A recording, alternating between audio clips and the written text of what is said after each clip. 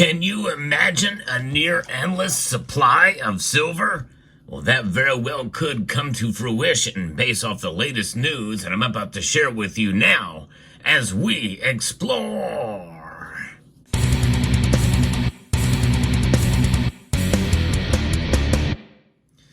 Silver is the most versatile metal on the planet with over 10,000 applications where it is used. That means there's a lot of silver that can be reconstituted and repurposed, recycled.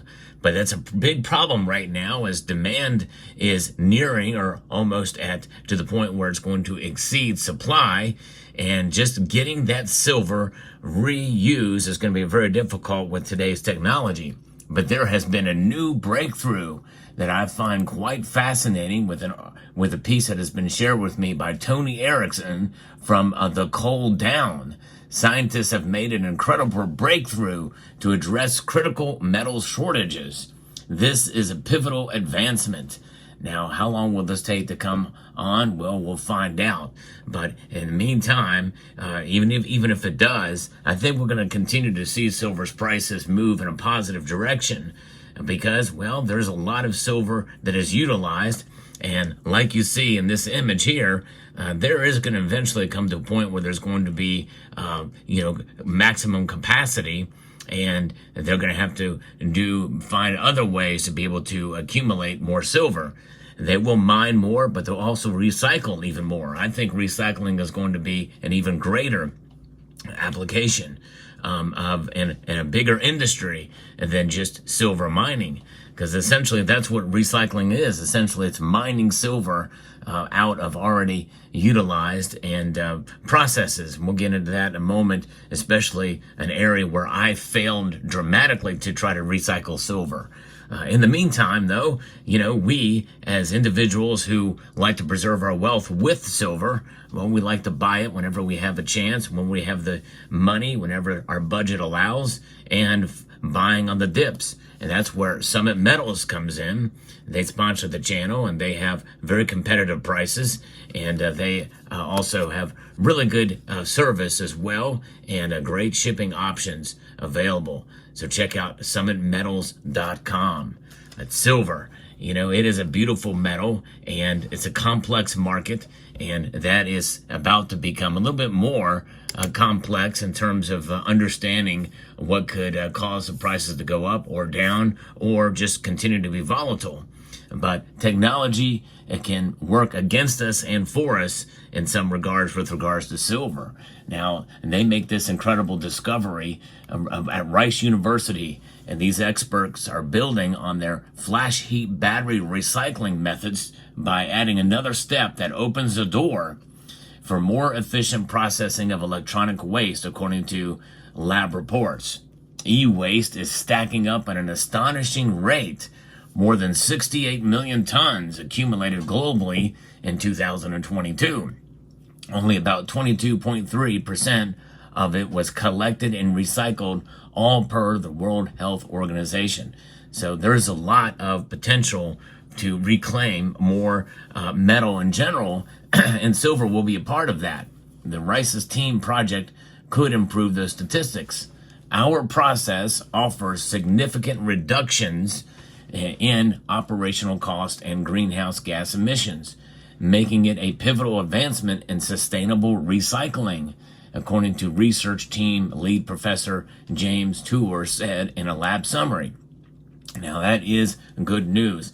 And you may remember, for those of you who have been following this channel for any length of time, I posted a video years ago about how a university study has been able to successfully recycle silver from wastewater. I think that's remarkable. I don't know where that technology has gone and moved, but that's at the study phase. But this is a little bit different because they've reached essentially kind of a breakthrough in this. And of course, that is not good in many regards to silver bulls and some of the hype that's out there regarding silver. But it is my job to bring you this news and information that could work against silver's price skyrocketing, so that we're realistic and have these expectations that are indeed more in line with what's going on around us. because there's so many aspects to the silver market that a lot of people either choose to ignore or they don't really want to hear. And it's my job to bring you all the different aspects of what could lead to silver's price moving in one direction or another. That's what I do. That's why there's a lot of nuance in what I do on this channel, with bringing you the latest news, information, and analysis. So if you enjoy what I do here or find it informative, I hope you will consider subscribing to the channel and pressing that thumbs up button, that like button. It does help get the word out. And that's what I want to do here. That is my sole focus. And so with this news, you know, it may not sound good for silver's price, but I think in a way, in a sense, it will solidify and maybe even cause silver's price to become a little bit more or become less volatile, which in reality, that's what we want. And because silver could have the potential to be recycled does not mean, or recycled at a dramatically higher rate, does not mean, it does not take away in any way, shape, or form silver's properties as a hedge against economic instability and as a precious metal. So the scientists' existing technique uses high temperatures called flash Joule heating or Joule heating. It's able to transform battery materials, which include silver, into substances that are easier to recycle. In the recent breakthrough, the Rice experts explained they applied flash Joule heating, chlorination, and carbochlorination process to extract valuable metals, including gallium, indium, tantalum, from e-waste. The big takeaway is that by closely controlling the reaction conditions, the team was able to attain a 95% metal purity with an impressive 85% yield of the valuable elements harvested from capacitors, diodes, and solar films, all per the lab report. And solar uses silver. That is one of the biggest components for silver consumption, and is the fastest growing solar or use of silver in industry. What's more, the experts note that the process might be able to extract lithium, among other rare elements as well. So this is going to have a far wide-reaching impact in the world of all the rare earths and other things, so that a lot of these things can be developed by recycling. I think that's quite intriguing.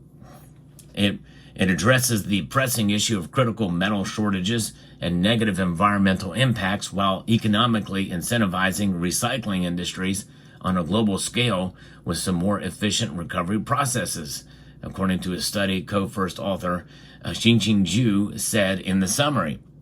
And when you think about that, and with silver being one of those critical elements and widely used and very, very versatile in its uses out there, silver is going to play a pivotal role in this, and they're going to need more silver for more use applications. And especially if they can recycle these elements, silver is going to be critical there. So demand very well could actually increase because of this. And you can, because you have some of the supply and with more mining, and that could essentially, in a sense, lead to periods and spurts of a supply deficit because of the wide use, because of the recycling of other materials as well as recycling of silver. Now, one thing I can tell you, I went into this blind thinking, oh, I can just strip out these little silver connectors in solar panels. I tried my best to do it, but it's essentially a silver paste, and it's very difficult. I tried to extract it out of a solar panel that I had, and posted a video about it. It was pretty funny. It was an epic fail. Just goes to show you that it is not easy. It would require a chemical process to extract that silver out, and it's not like just getting platinum or palladium out of a catalytic converter, you know, or to get some copper wiring, you know, from a job site. It's not that easy. And a lot of the connections and the like for extracting precious metals is not an easy process. And Tony Erickson, who shared this article with me, should know he actually does a very good job at extracting precious metals. And it's hard work, and there's a lot involved in it. So I admire those who are able to do it on their own, but most of that is going to take even more and larger operations to make that occur. And in this case, it is obviously a breakthrough, but it's a very, very difficult process, is my guess here. But the article goes on to say that better recycling can be a boon to the battery, electronics, and solar panel industries, as they all require expensive, hard-to-gather metals that are often subject to sometimes troublesome foreign supply chains. E-waste recycling is a sector getting heavy investment from the government as well, and other innovations like circuit boards that dissolve in hot water are already making headlines. So that is something. Rights experts cite environmental benefits to recycling science, including reducing mining, deforestation, and water and air pollution. Their technique is superior to existing processes because it avoids harmful waste streams and large amounts of acid, all while using less energy per the summary. But I will say that once that hurdle is passed, then you can have more materials that will produce more. And they'll have other applications because they can just get it from recycling other aspects. And I liken this, in a sense, to the invention of the cotton gin. And you would think the invention of the cotton gin will reduce slave labor. It actually increased it exponentially. And that could be what could backfire here.